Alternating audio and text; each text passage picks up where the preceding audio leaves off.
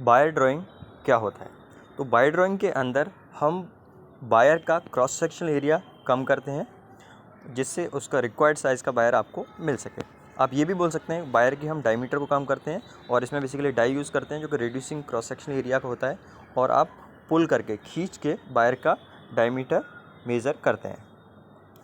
एक typical wire drawing का आप सेटअप यहाँ पे देख रहे हैं। आप देख सकते हैं वायर ड्राइंग की जो डाई होती है उसमें 3 पार्ट होते हैं। लेफ़्ट से स्टार्ट करें तो लेफ़्ट पे एंट्री होती है और इसमें पहला रीजन होता है अप्रोच, दूसरा होता है बियरिंग, बीच वाला आप देखेंगे, और थर्ड आपका एग्जिट होता है। तो अप्रोच रीजन होता है उसमें वायर की डायमीटर कम होती है और यहाँ पे जो एंगल है वो करीब 6 से 9 डिग्री तक रखा जाता है। बियरिंग एरिया है ये आपका, यहाँ पे फाइनल वायर का डायमीटर मिलता है। और एग्जिट, इसको रिलीफ भी बोलते हैं, इसमें जो एंगल है वो करीब 20 से 30 डिग्री रखा जाता है जिससे वायर आसानी से बाहर निकाल सकें। अब क्या क्या स्टेप्स होते हैं वायर ड्राइंग प्रोसेस में, या वायर ड्राइंग प्रोसेस की क्या रिक्वायरमेंट होती है?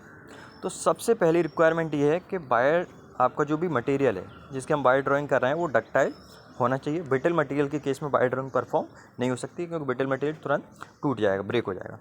यदि मटेरियल इन केस मान लो डक्टाइल नहीं है तो उसमें डक्टिलिटी हम इंड्यूस करते हैं और डक्टिलिटी इंड्यूस करने के लिए हम हीट ट्रीटमेंट प्रोसेस यूज़ करते हैं जिसमें स्पेसिफिकली एनिलिंग यूज़ किया जाता है। और एनिलिंग प्रोसेस के अंदर आप क्या करते हैं, वर्कपीस को क्रिटिकल टेम्परेचर से 150-200 डिग्री सेल्सियस ऊपर तक हीट करते हैं और वो हीटिंग का टाइम 1 आवर से 2 आवर हो सकता है, डिपेंड करता है मटेरियल में कार्बन परसेंटेज कितना है।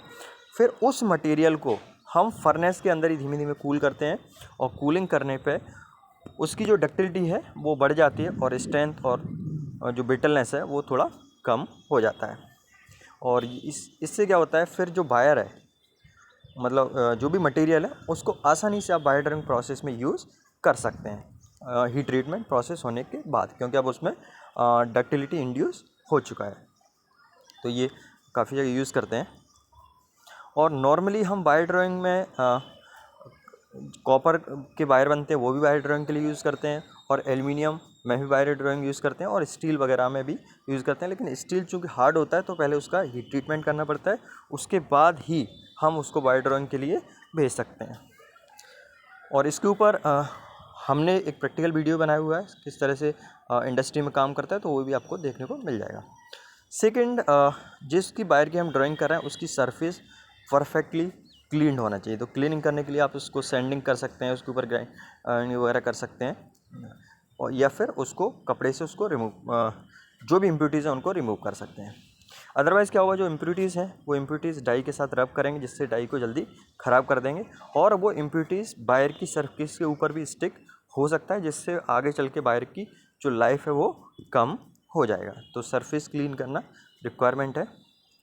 तीसरा, proper arrangement for the lubrication. ठीक है, जब भी वायर ड्राइंग का प्रोसेस होता है तो उसमें लुब्रिकेशन यूज़ करते हैं।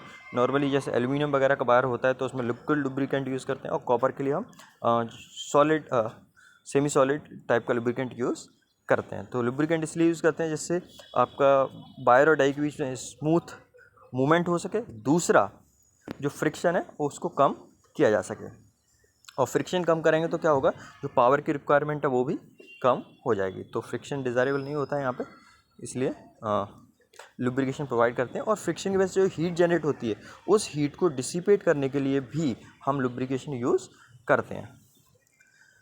अब वायर ड्राइंग का प्रॉपर्टी पे क्या इफेक्ट पड़ता है, तो good control over dimensions of the workpiece, है ना।